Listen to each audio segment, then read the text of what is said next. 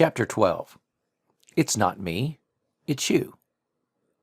He was standing in a steamy bathroom with a towel wrapped around his waist, looking down into the green eyes of his wife. She was grinning up at him and caressing his newly shaven face. In the background, from down the hall, he could hear the girls playing. A child's giggle softly made its way to his ears, and his wife's grin deepened even more. "You know," Cassie mused, "I'm not sure what I like most. Your handsome face after you've shaved, or hearing the children you gave me laugh." DJ smiled down at her.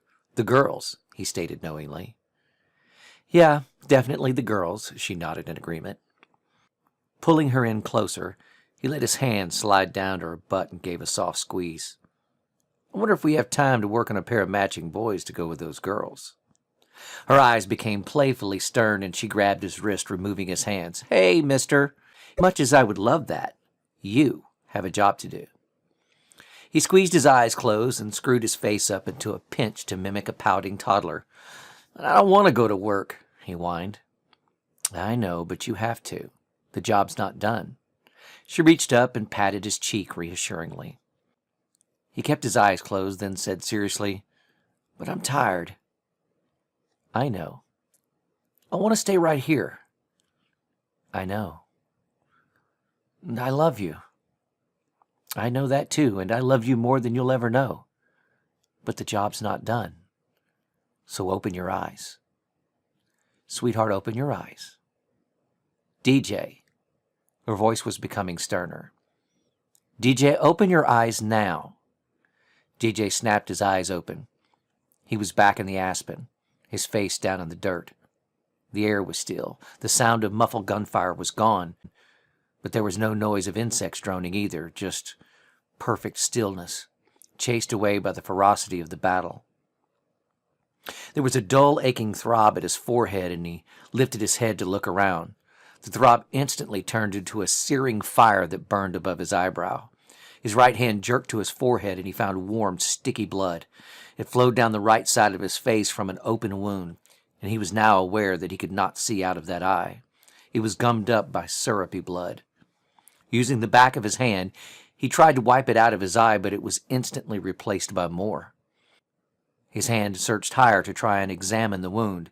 He found a flap of skin hanging loose and open, exposing his skull underneath. No, he thought, that's not quite right. Not his skull. The steel plate that had been placed there so many years ago from that tumble down a hill in Iraq, now sat partially exposed underneath a loose fold of skin. He actually laughed out loud. This was the second time that steel plate had saved him. The first happened when it sent him back to the States, and he met his beloved Cassie. He had been depressed and lonely. He had been looking forward to a long career in the Navy, but that had been stolen from him, he had thought. Then a volunteer at the hospital walked into his room with gorgeous green eyes, and he realized how special that steel plate actually was. It had saved him from a mundane life of normality and had given him an angel to make him complete. Now, it had saved him again by deflecting a bullet meant to take his life. He rolled onto his left side and reached back with his right hand to find the pouch on his vest behind him, filled with emergency medical supplies. Inside was a compression dressing, and he needed to get this blood stopped as soon as possible. He was not sure how long he had been knocked out, and was aware that any second 3 soldiers could emerge from the darkness around him and put an end to all of this. But triage and first aid were the priority now, he thought. He found the bandage and fumbled in the darkness with the packaging. Blood continued to flow into his right eye, so he rolled back onto his belly. He let his head hang so that the blood dripped onto the ground and the butt of the sniper rifle below his face. Finally, he ripped into the sterile packaging and removed the dressing. He reached up and, gently pushing the flap of the skin closed, began to wind the cloth around his head.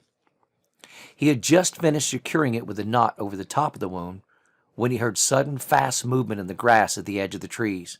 He desperately tried to roll over and draw the pistol from the holster on his vest, but a large weight landed on his chest, pushing the wind from his lungs and rendering him immobile. He was punched in the face.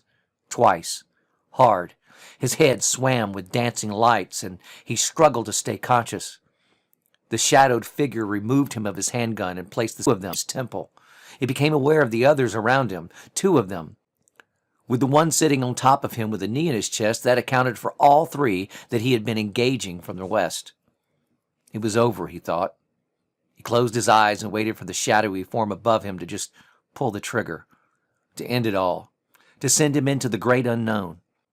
He would find out shortly if there was a God. He would soon see if he would get to meet Cassie and the girls, or if the afterlife was just all some sort of religious myth. In this moment, just before death, he considered all of his misdeeds in life, of even the things he knew were hidden from everyone save himself, all of the sins of life committed and private thoughts he should have never had, along with the multitude of his failings. They all rolled through his brain. With his eyes still closed, he whispered softly, "If you're real, please forgive me." "Shut up!" The shadowy figure above him sent spittle into his face as he spoke. Then turning to one of the others, he said, "Call it in." From somewhere above him, a voice spoke into a radio. "We have him. Alive. I know you said to kill him on sight, but you still want us to do that?" DJ's radio, still attached to his ear, was silent. They were obviously on another channel. The one kneeling on his chest spoke, holding his face close enough that he could smell tobacco on his breath. "This is your lucky day. He wants to kill you with his bare hands." He was hauled to his feet and shoved forward into the field. The light of the half-moon washed the clearing in soft, pale light, giving him enough visibility to pick his way forward. The 3 were silent as they prodded him along. As he staggered his way through the tall grass towards the cabin, crickets began to chirp, and the droning of insects gradually returned to fill the night air. Occasionally, his head would swim with dizziness, but if he slowed, a silenced gun barrel would push him forward. He began to feel a wave of nausea slowly start to overtake him. It rose steadily up into his throat from the pit of his stomach.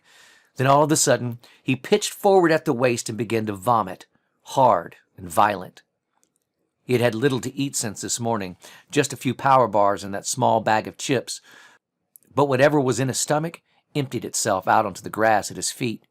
He dry-heaved for a second with the 3 behind him softly laughing at his discomfort.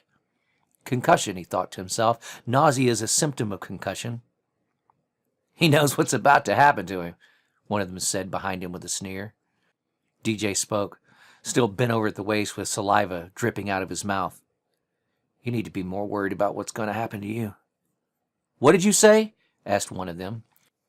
DJ tilted forward into the grass and vomit, spinning around to land on his back. While still falling, he produced the other pistol that had been concealed beneath his vest at his waistband. The 3 before him were clearly visible in the moonlight, making easy targets.